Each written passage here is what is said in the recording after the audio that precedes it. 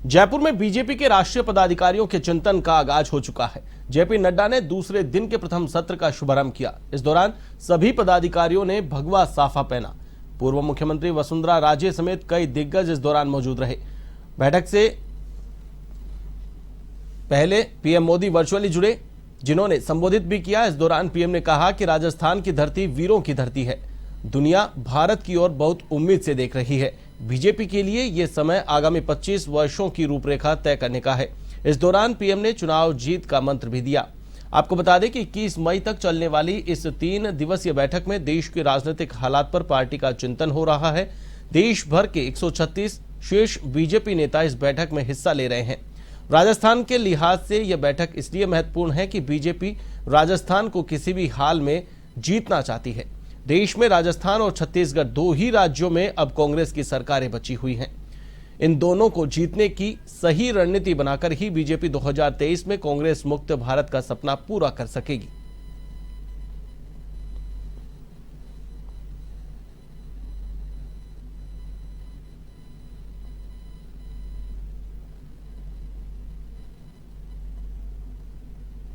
साथियों, हम राजस्थान की धरती पर हैं।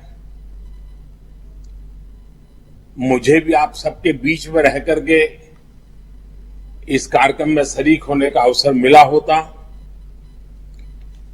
तो मेरे लिए भी वो प्रेरणा का कारण बनता, ऊर्जा का स्रोत मिलता। क्योंकि जब भी मैं कार्यकर्ताओं से मिला हूं, कार्यकर्ता छोटा हो बड़ा हो,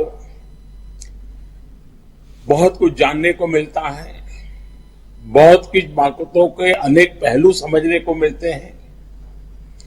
कार्यकर्ता के द्वारा जो इंफॉर्मेशन आती है वो बहुत सटीक इंफॉर्मेशन आती है।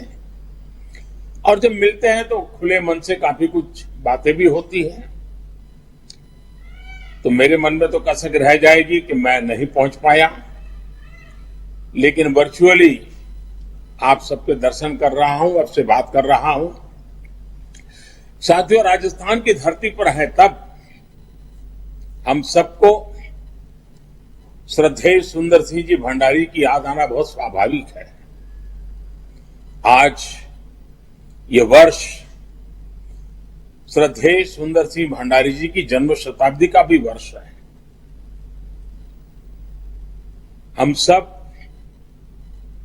ऐसे प्रेरणा पुरुष का हृदय से अभिवादन करते हैं, प्रणाम करते हैं। साथियों, राजस्थान की धरती, राजस्थान की बात हो, राजस्थान भारतीय जनता पार्टी की विकास यात्रा की चर्चा हो, तो मैं इस बात को गर्व से कह सकता हूं कि मुझे ऐसे ऐसे दिग्गजों के साथ काम करने का मौका मिला।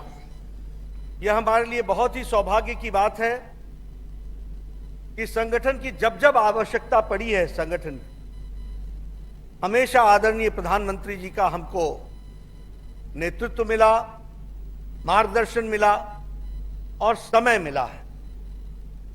वह हम सबको अपने व्यस्ततम समय में भी, जब भी पार्टी ने उनसे कोई आशा रखी, वह हमेशा हम सबके मार्गदर्शन देने के लिए हमेशा उनका हमको समय मिलता रहा है।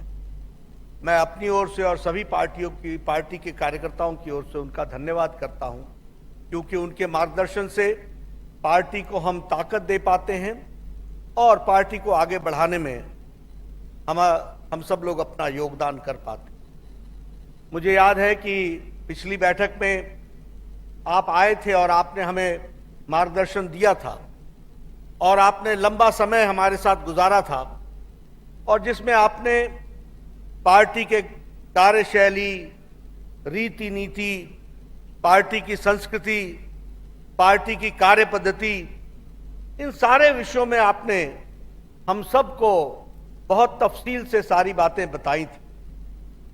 मुझे याद है कि आपने हमें उसी बैठक के अंदर कार्यकर्ता के संस्कार और कार्यकर्ताओं के संस्कार का प्रतिपादन और किस तरीके से हम आगे आने वाले कार्यकर्ताओं को संस्कारित कर सकें, इसके भी आपने हम सबको बहुत कारगर उपाय भी बताए थे और किस तरीके से पार्टी को मजबूती की ओर ले जाया जा सकता है, इस पर आपका हमको मार्गदर्शन मिला।